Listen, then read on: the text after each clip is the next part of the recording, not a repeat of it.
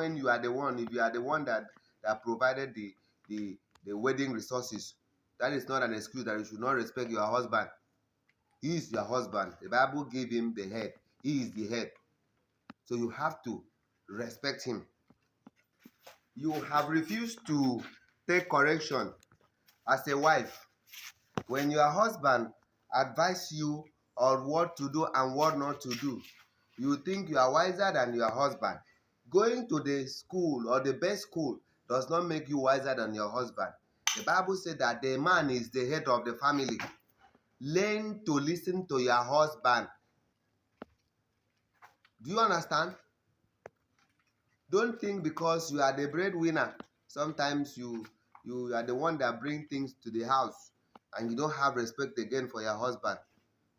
He came to marry you, even when you are the one, if you are the one that provided the wedding resources, that is not an excuse that you should not respect your husband. He is your husband. The Bible gave him the head. He is the head. So you have to respect him.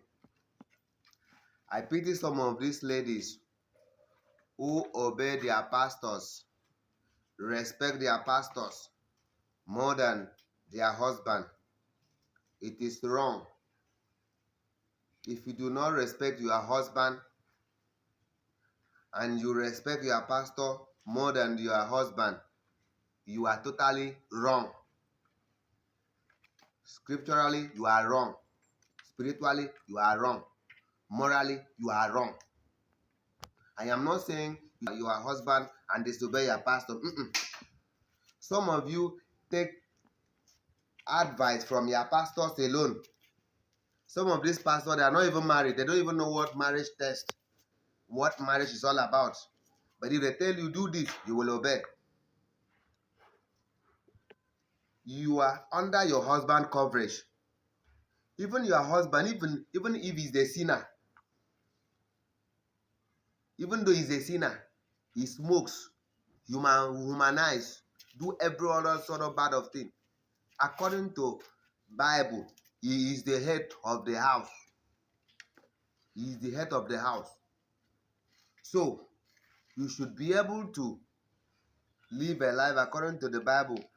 Paul Apostle made us to understand that it will be because of your lifestyle that your unbelieving husband will now change from unbelief and now believe in Christ. So if you now say, because my husband is now born again, so he does not have any good advice for me.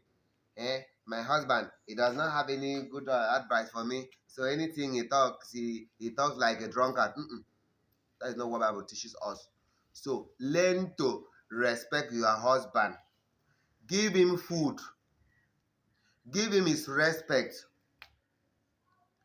You understand? If he rebukes you, even when the rebuke is not too sweet, use wisdom and accept the rebuke.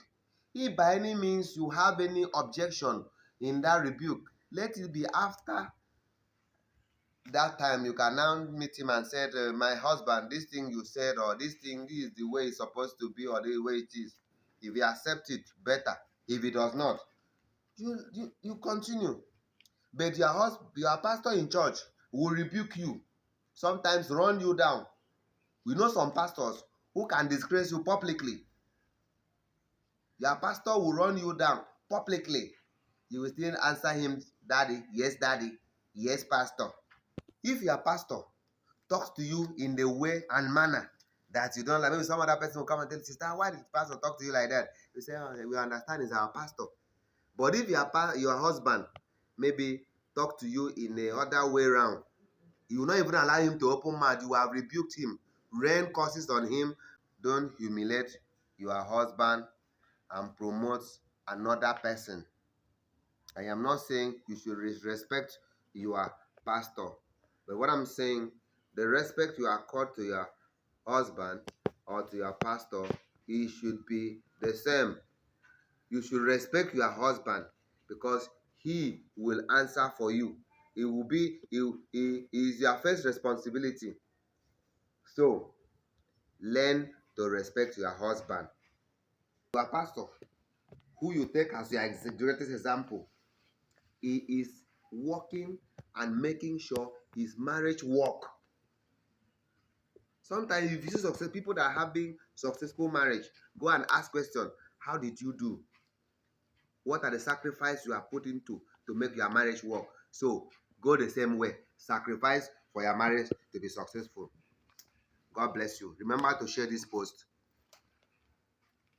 subscribe to our channel, and follow our page. Remain blessed. We will see you again.